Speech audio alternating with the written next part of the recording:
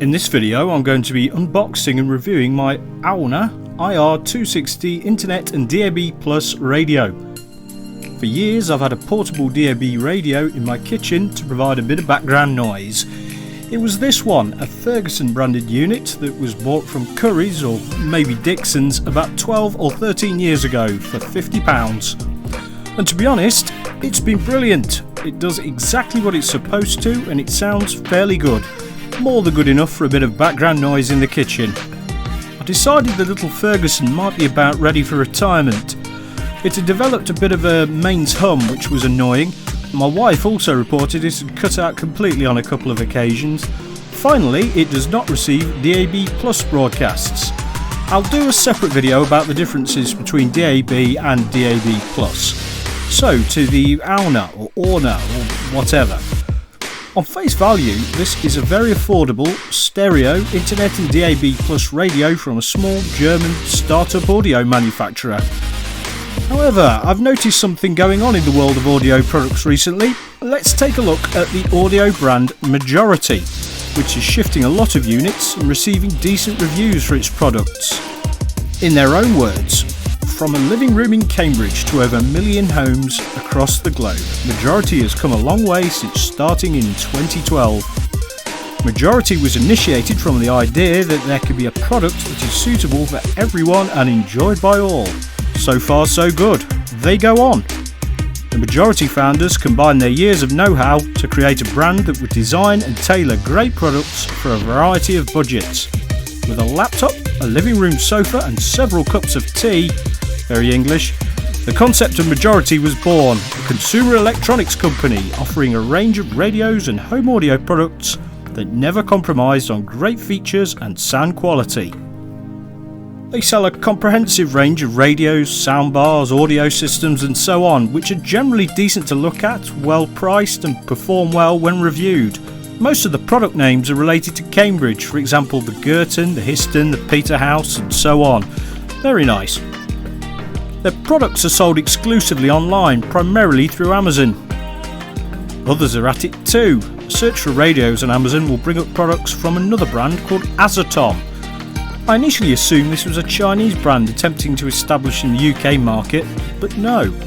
Azatom is actually based on a technology park in the northeast of England, and they make some bold claims.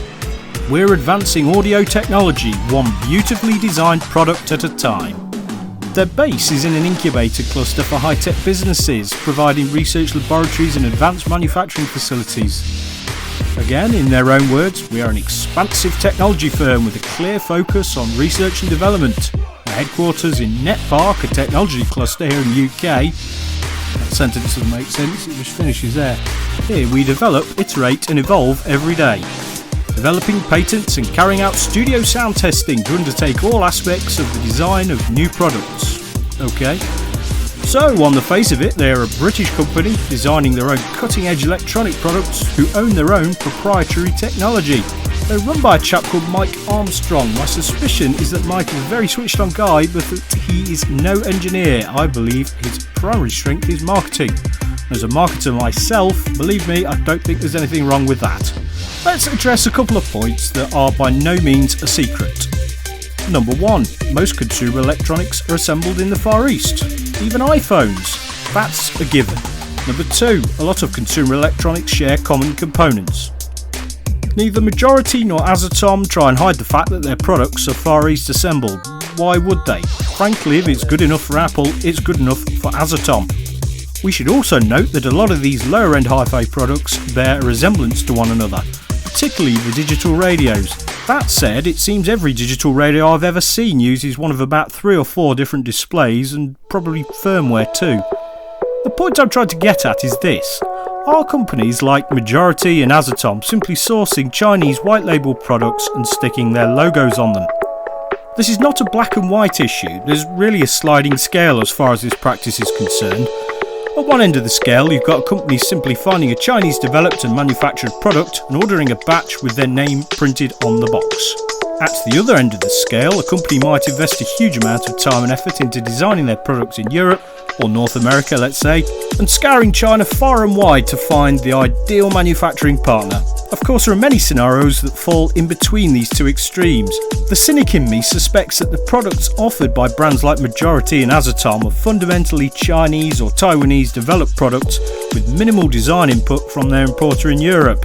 For example, the fascias, cosmetic finishes and so on. But really, the point is, does it matter? In my opinion, no, not really. If I can get a good quality product at a very competitive price, that suits me. China is changing, it is developing its own products now, some of them are very good. Which eventually brings me round to Auna, or Auna, or whatever. I'm going to go with Auna. Auna is a German company in the mould of Majority or Azatom. Based in Berlin, they offer a decent range of competitively priced audio products. I identified their IR-260 radio as looking like exceptionally good value on the face of it. It's on sale at the introductory price of $69.99, though I managed to get the white version for the ridiculously low price of $51.99, less a £5 discount and with free delivery from Germany. So it cost me just under £47 all in. My criteria in choosing a new radio for the kitchen were as follows. 1. It needed to be DAB+ enabled. 2. I wanted it to be stereo. Not many digital radios are, and that's basically because standard DAB was only ever broadcast in mono. And finally, I wanted it to have a wooden enclosure because I think it produces a better sound all round. The little Auna unit fulfills all these requirements, plus it has internet radio and can be used as a Bluetooth player, all for 47 quid. So how does it perform? Let's unbox it and have a look.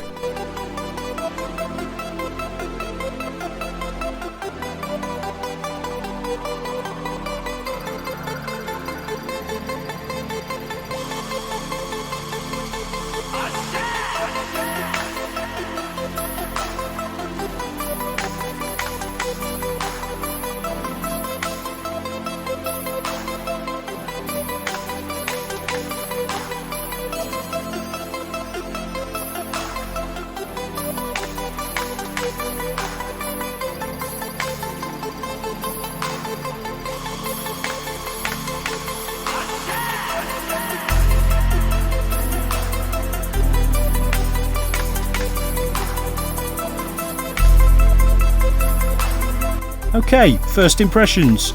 It's lighter than I imagined it would be. In fact, it's 1.6 kilograms. I know this because it says it on the box.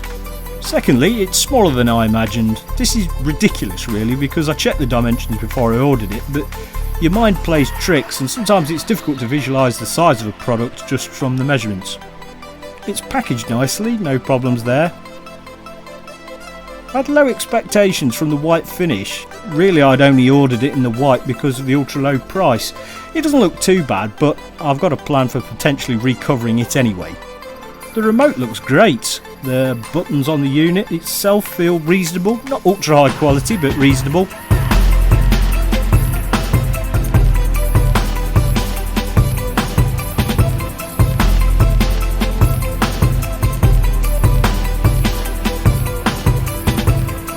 Now to turn it on. Oh, this is a European adapter. Right. I know these are German units and primarily for the continental European market, but I was sure I'd read somewhere on their website that units supplied to the UK would come with the required adapter.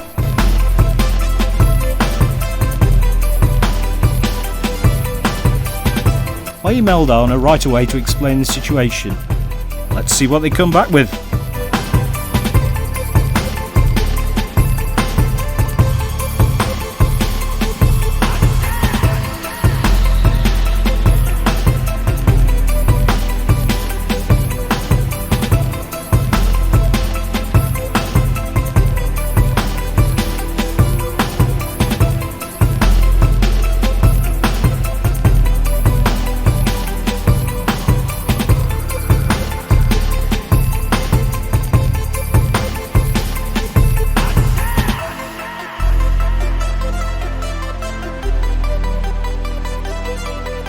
Later that day, I chanced upon something.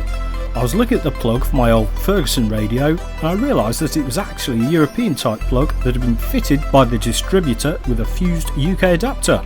It wasn't a case of a straight swap because the Auna has an external adapter built into the plug, but with a bit of bodgery I managed to get it to fit.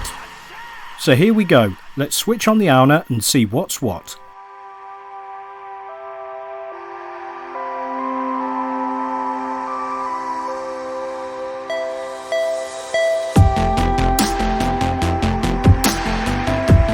The setup process is straightforward and the screen is very good. It's a bit of a faff to enter your Wi-Fi password, but this is to be expected. It should only need doing once. Also, it's a lot easier if you use the remote. I should point out that after a few minutes of messing about, the unit seemed to crash, getting stuck on this screen until I turned it off on the rear panel. I was quite happy again after that. It has also crashed once again since, which was again fixed with a reboot. What about the sound quality? Well, it is okay. It's not great, but this is a budget unit. It actually has a graphic equaliser with presets, so you can amend the sound as close as possible to your liking. The sound is clear, and it doesn't seem to distort at higher volumes. However, it doesn't seem to have the depth and presence of a more premium unit. I don't know what the rated wattage is, Auna don't say. I imagine it's about 4 or 5 watts. Remember how I said I wanted a wooden surround in order to provide a richness in sound? Well, the wooden case of this radio is fairly lightweight, especially when compared to my old mono Ferguson unit. I think this contributes to the lack of richness of sound. I think it also has something to do with the diameter of the speakers, which are fairly small. Am I pleased with the IR-260? In a word, yes. It's a lot of product for an exceptionally good price. Would I pay the current RRP of £70 for it? Probably. Would I pay any more for it? No. Really, it depends what you want. I'll be listening to Radio X or 5 Live when I'm emptying the dishwasher and I'll be more than happy. I'll probably experiment with internet radio to see what weird and wonderful delights I can pick up from overseas, and I'll have good fun with it. Will I be using the unit for an audiophile listening experience with my favourite music? No, but that's not what I bought it for. I ordered it directly from Auna's website, but their products are also available on Amazon. This is a good all-rounder, nicely presented, all in all excellent value. And finally, with regards to the missing UK adapter, Auna got back to me, apologising for the error and offering to send out an adapter or provide a partial refund of £10. I accepted the latter, so this radio now cost me just £37 in total. What a bargain! Thanks for watching.